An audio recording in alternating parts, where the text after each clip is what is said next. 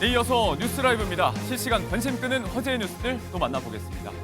지난 한덕수 전 총리 1심과 어제 있었던 이상민 전 행안부 장관의 1심 재판, 각각 다른 재판부가 맡았죠. 12.3 비상계엄은 내란이라는 데는 뜻을 같이 했습니다.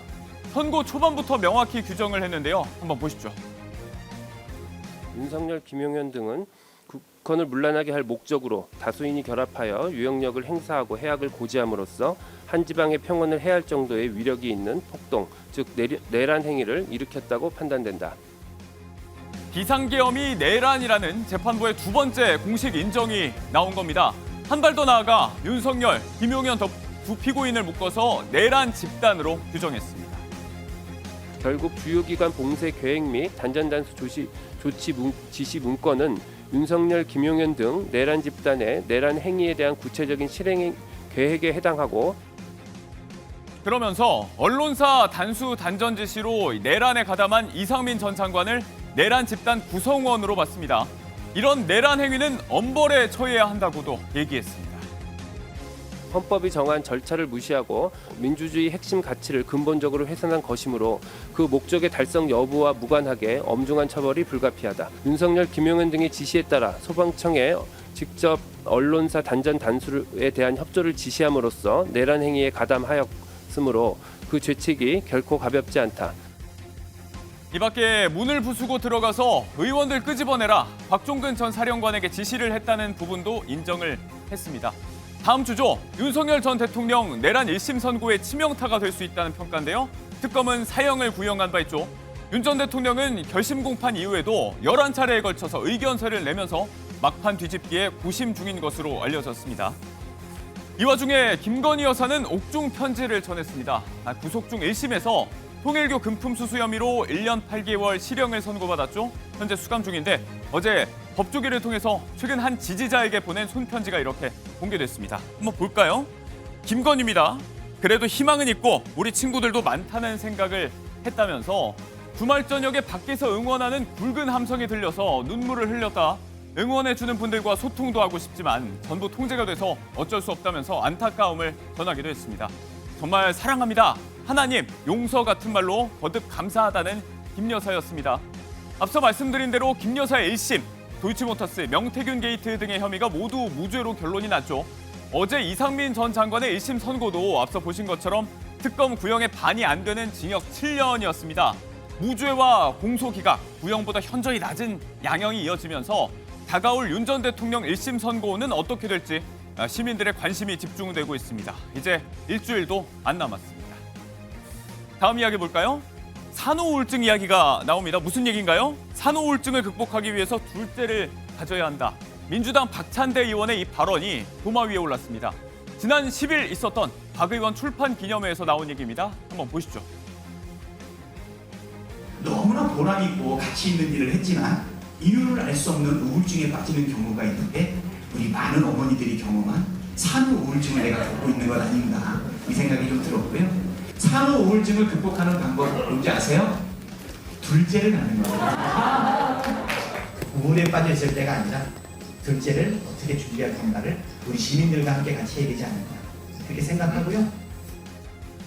12.3 비상계엄을 극복하고 이재명 정부를 출범시키기까지의 심경을 얘기한 겁니다.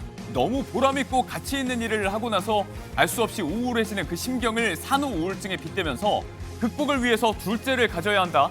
인천시장 출마를 시사한 대목으로 해석이 되죠. 자, 그 맥락이야 알겠는데 비유가요. 출산과 산모에 대한 몰이해 아니냐는 비판을 부릅니다. 산후 우울증이 단순히 애 낳고서 드는 허무함 때문이냐. 신체적 심리 변화에 돌봄 환경도 그렇고 현실적으로 경제적인, 사회적인 요인 여러 가지가 복합적으로 작용해서 오는 게 산후 우울증인데 조심스럽지 못했다는 반응이 있습니다. 둘째를 가져야 한다는 얘기도 여성은 아이 낳는 도구냐 이렇게 바라본 전통적인 성관념에서 비롯된 거 아니냐. 정치권에서 흔히 불임정당 같은 식의 수사를 별다른 문제의식 없이 쓰고 있는 것도 전문가들은 지적을 하고 있습니다. 물론 이 비판 없이 그 표현들을 그대로 인용하는 언론도 문제라고 했고요. 조금 더 예민한 시각을 갖고 지적해야 된다. 저희도 더욱더 경계하고 조심하겠습니다. 자, 이어서 어제 보도된 축구 국가대표 황희찬 선수 얘기입니다.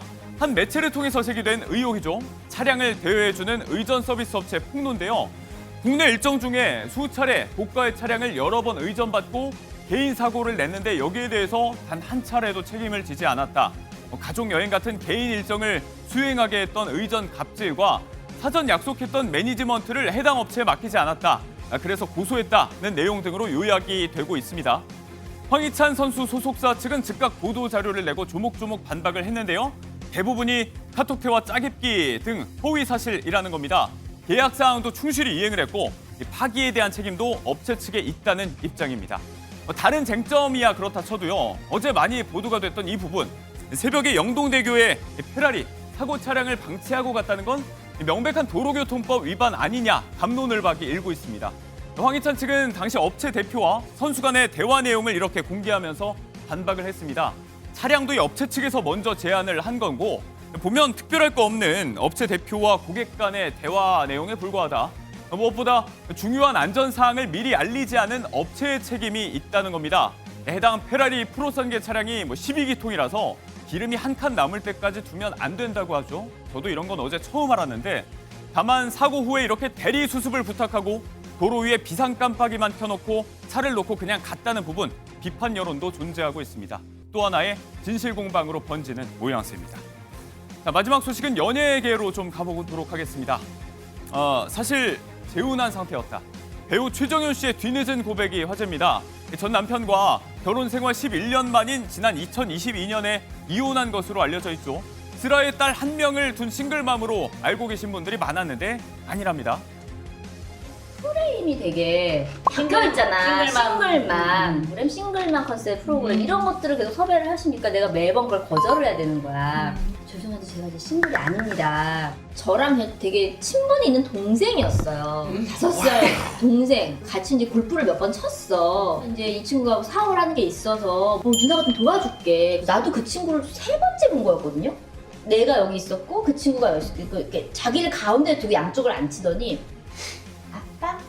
엄마? 이러는 거야. 맞아. 내가 아무리 사랑하는 사람이 생겨도 아이가 싫다고 그러면 사실은 되게 재혼이라는 게 힘들잖아요. 자꾸 싱글맘 콘셉트의 섭외가 들어와서 공식적으로 밝혀야겠다는 생각이 들었다고 하죠. 남편은 5살 연하인데 구체적인 재혼 시점을 밝히진 않았습니다. 아이가 있는 상태에서 재혼 결정이 말처럼 쉽지 않았을 것 같은데 몇 번 본 적도 없는 남편에게 스스럼 없이 아빠라고 부르는 딸의 모습이 결정적이었다. 최정윤 씨는 밝혔습니다. 이제는 그 가정에 행복만이 깃들게 누리꾼들의 응원 댓글이 이어지고 있습니다.